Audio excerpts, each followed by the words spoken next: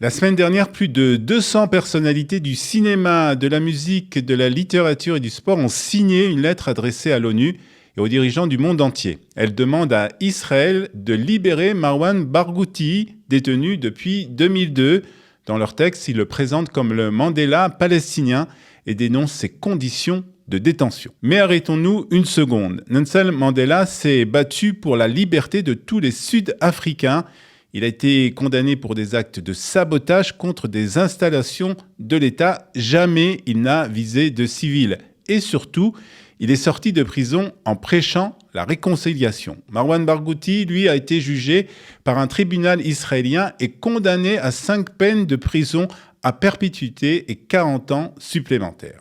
La justice israélienne l'a reconnu responsable d'attentats ayant causé la mort de 5 civils israéliens pendant la seconde intifada. Mandela restera dans l'histoire comme un leader capable de rassembler et de porter un message de réconciliation. Marwan Barghouti, lui, est un terroriste et il a été le chef des Tanzim, la branche armée du Fatah. Et il n'a jamais renié la lutte armée, jamais regretté le sang versé. On est loin donc de Nelson Mandela. Alors comment ce Palestinien, né en 1959, est-il devenu au fil des années un symbole politique ? Pourquoi beaucoup de Palestiniens le voient comme celui qui pourrait rassembler les différentes factions ? Marwan Barghouti arrive en tête de tous les sondages d'opinion, que ce soit dans l'autorité palestinienne ou dans la bande de Gaza. Aux yeux d'une majorité de Palestiniens, il serait même le meilleur successeur de Mahmoud Abbas, jugé trop vieux et surtout soupçonné de corruption.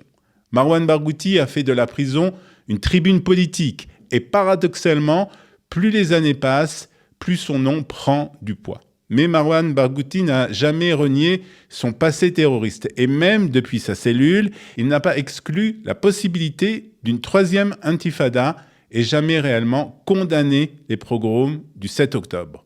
Il a aussi vivement critiqué Abbas quand celui-ci a renoncé à la loi du retour pour les Palestiniens. Alors comment expliquer que sa popularité séduise jusqu'à Paris, Londres ou Hollywood ?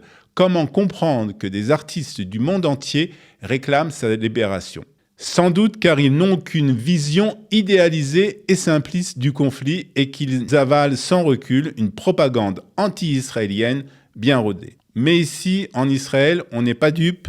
Mandela a ouvert la voie de la paix. Barghouti a fait couler du sang.